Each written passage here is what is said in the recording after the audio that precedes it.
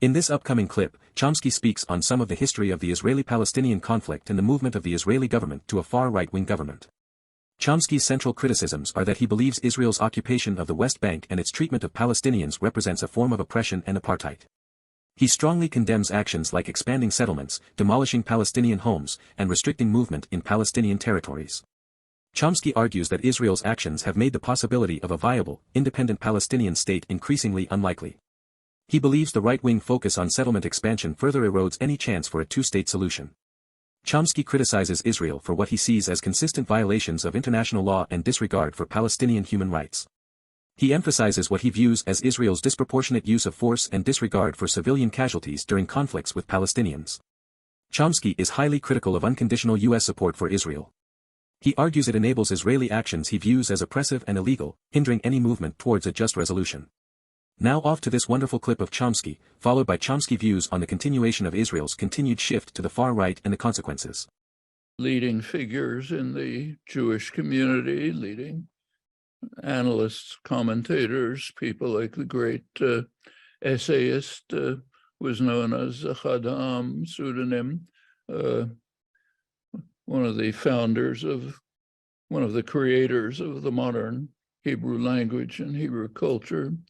He visited Palestine in about 120 years ago, I guess, and came back and said, look, we have to understand that the people, it's not a land without people. There are people there, they're settled, they don't want us to invade. What he proposed is what was called cultural Zionism. Jews should set up a cultural center in Palestine, which would reinvigorate the diaspora. This is, remember, before the Holocaust, before East European Jews were basically destroyed. So that was the main center of Jewish life. He said we should revitalize Jewish culture and language, create a new civilization, and its center should be in Palestine. Others, like Yitzhak Epstein, others made essentially the same things. Then came the question of how to deal with these facts. No time to run over the history now, it's complicated history, but moving on to the recent period, since 1967, it was a totally new period. I mean, plenty happened before, of course, but in 1967, Israel conquered Gaza, West Bank, Golan Heights. And from that point on, almost immediately, incidentally, U.S. relations with Israel changed radically at that point. And that's quite important for the U.S. That's us, has a decisive, you and I have a decisive role in what happens there. It's not something far away. Whatever Israel does, it's because you and I permit it to happen. It's the United States who provides the massive support for everything that goes on.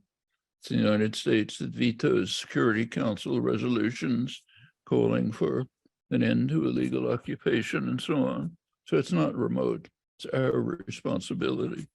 We should not forget.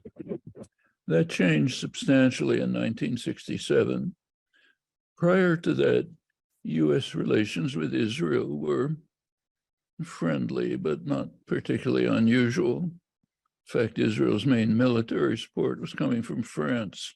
Its nuclear programs were developed with French inputs. US was not supporting them.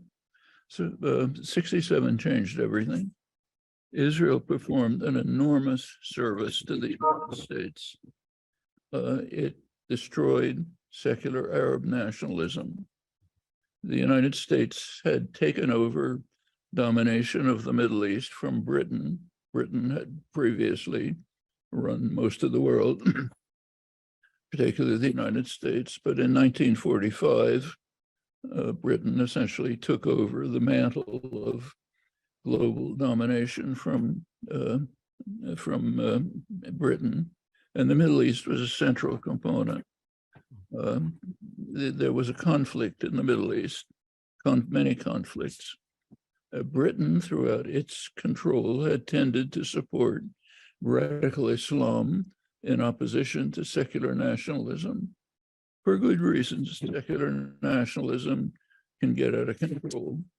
Radical Islam, they assume, they can maintain control over it. The United States took over the same position. 1967, there was an actual war going on between the center of radical Islam, Saudi Arabia, and the center of secular nationalism, Egypt. They were at war in the Yemen, a substantial war. Israel destroyed secular nationalism, supported radical Islam, started a love affair with the United States. It was a tremendous gift. It also changed American discussion. Prior to that, Israel had not been a huge issue, even among American Jews. In fact, prior to 1967, there wasn't even much talk about the Holocaust. Holocaust museums, Holocaust studies, all of this is post-1967. Everything changed significantly. And at that point, Israel began a program of systematic expansion into the occupied territories to take up with the basic goal of taking over whatever it found valuable and leaving out the Palestinian population. So Israel does not want Nablus, for example. There's too many Arabs. The goal is to take what's valuable, expel the population if you can. The ones you can't expel, surround them, ignore them, but essentially take it over. The United States has supported it every step of the way. Golan Heights, Israel simply annexed in violation of Security Council orders. Actually, the US joined Security Council in opposing it, but then went on to ignore it, and under Trump formally authorized it. Jerusalem, Israel, again, basically annexed in violation of Security Council orders. US tolerated it. Jerusalem is now about 5 times what it ever was historically. It took in surrounding Arab villages, and through the West Bank, pretty much the same. Gaza we can go into. Well, that's the basic story. In the early 1970s, Israel had a choice. It had a choice between expansion and security, and it chose expansion with the help of the United States.